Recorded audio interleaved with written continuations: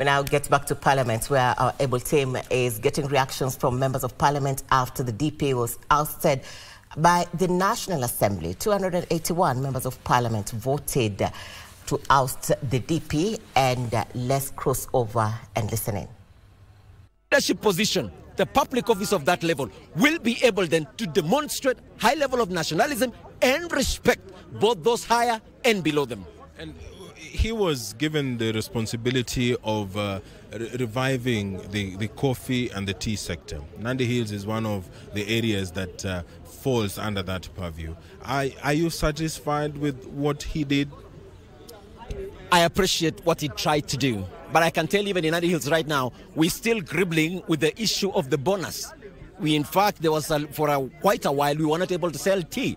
So there is bigger challenge. Yes, it's true. Nandi Hills constituency, 60% of my constituency is covered by tea farms. And we're still having the same challenges as it were. So he tried, perhaps to the level best. There are so many other things that are being mentioned of his involvement. That has not been proven, and I will not be able to mention things that have not been proven. But that belabored, no worries, that is behind us now. The next one is going to come. I think that should be one of the duties that they have to be made to understand we need to try and look at the prices of the issue of the tea pricing for the people of Nandi Hills constituency to be able to benefit. All right, so the decision of the National Assembly is being taken to the Senate. Are you able to make a prediction, perhaps what will happen? Is he going to present his case differently?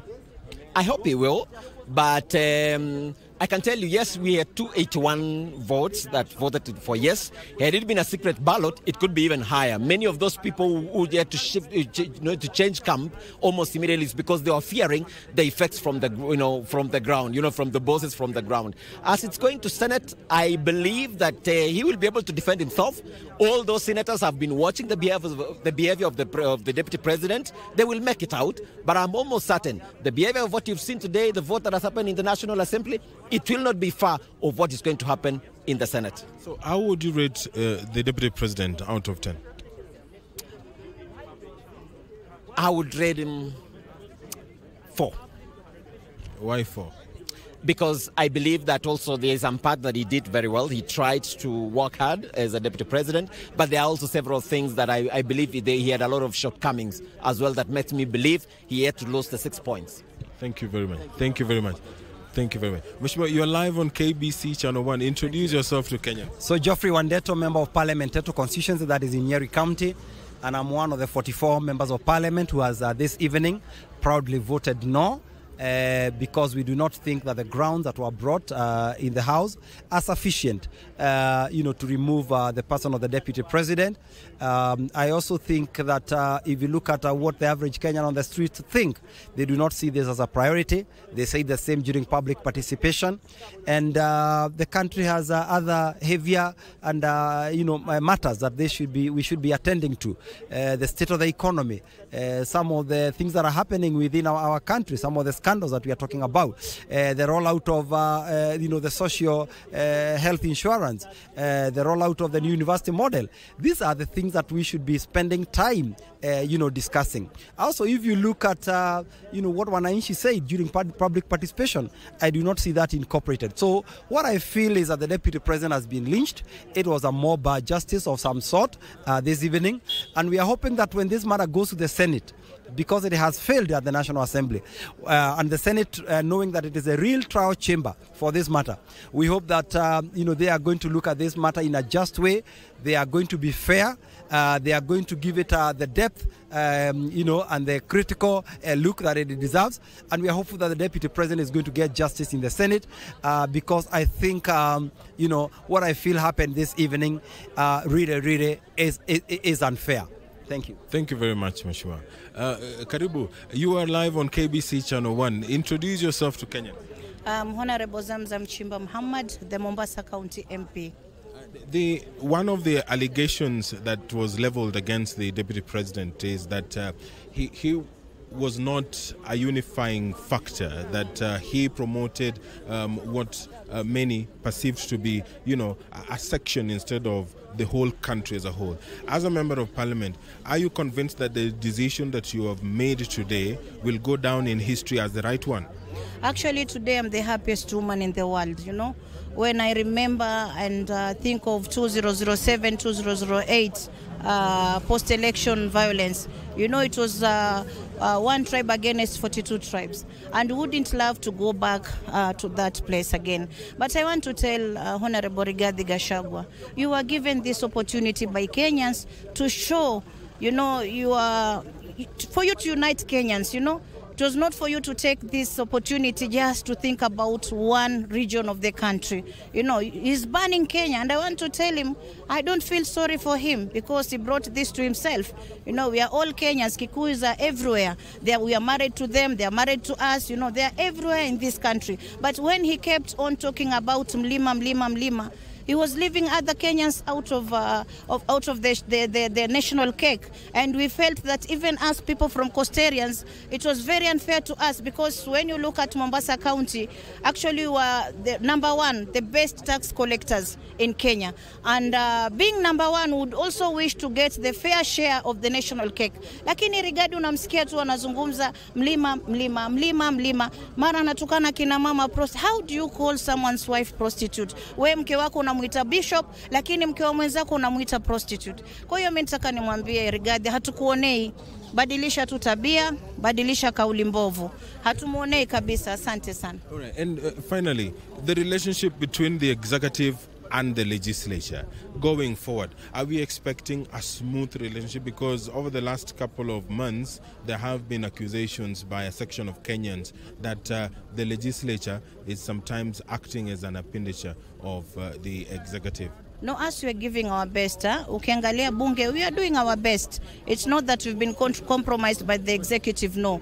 We are doing our mandate, but when it comes to uniting Kenya, we join our hands together. And so my promise to Kenyans is that Mama Zamzam is still Mama Zamzam, the one who fights for their rights. Ikija kitu kibaya nitamwambia rais hapana, hapa si sawa. Hata kama tuko broad-based government, lakini kitu kikija kibaya, I as Mama Zamzam will stand for Kenyans. Yeah. Thank you. Wakili, this is KBC Channel 1. How did you vote? I voted no. I voted against the impeachment of the Deputy President. And I voted to defend and protect our Constitution. I believe that the charges, the way they were framed, could not meet the constitutional threshold required to impeach an individual at the level of a Deputy President. And I believe that those charges, they were frivolous, they were vexatious, they were null and void. And I honestly feel, I honestly hope that the courts will be able to vindicate the Deputy President, because if I raise that issue, I raise an issue before the floor of the House, that the Deputy Speaker and the Speaker should have recused themselves from hearing this matter, because they had pronounced themselves and they had already taken sides on the impeachment of the Deputy President. And I believe that is an area that Gachagua's lawyers may take up in courts to say that those two officers, those two presiding officers, had already taken sides and therefore should have recused themselves. And I was also perturbed that some of us who wanted to contribute before the floor of the House to defend the Deputy President were not given an opportunity to do so. And that could stem from the reason that they didn't want us to contribute in defense of the Deputy President. And I feel like injustice has been committed today, and the gentleman of Rigathi Gachagua was not given fair treatment in the prosecution of the motion before the floor of the House. All right, so the decision is going to the Senate. Let's assume that perhaps the Senate saves the Deputy President. How do they repair the relationship going forward? First of all, the good thing with the Senate is that that is a proper trial chamber. That is where everything will happen. That is where there will be examination in chief. There will be cross-examination, and also there will be re-exam. That is the proper trial chamber where the Deputy President will be able to defend himself. And I am one of the leaders in this country calling for reconciliation between the President and the Deputy President. If you saw the DP today before the House, he was speaking with a lot of humility. I am one of the individuals who believe that the President and the Deputy President can still reconcile and move forward, because they got into power together. So I believe that they can still reconcile and drive this country forward without so many political shenanigans that you are currently witnessing. So the decision today, or what the decision that the Senate will arrive at, will it build or break Kenya Kwanza? Now, you see, we still have a long process to go, because if for example, the DP loses at the Senate, then he may still attempt to challenge the decision of the Senate and the entire proceedings at the courts. And the decision of the Senate may not define the future of Kenya Kwanza. I believe that the outcome of the courts will be able to define the decision or the relationship between the president and the deputy president. But remember that if the DP loses, then it will be out of politics for a minimum of 10 years period. So it is. So we don't know whether he will resign midway. We don't know.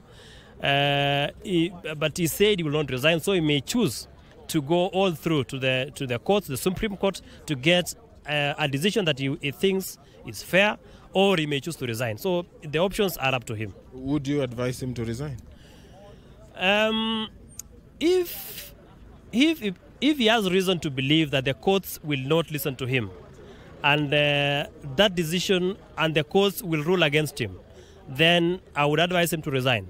But if he believes that he has lawyers who are up to the task, and believes that he has enough evidence to challenge and to quash the decision, which I believe as a lawyer, that he has enough grounds to challenge that decision, then absolutely he should not resign. He should pursue justice to the very end, which is the Supreme Court of the Republic of Kenya. Thank you very much. Thank you.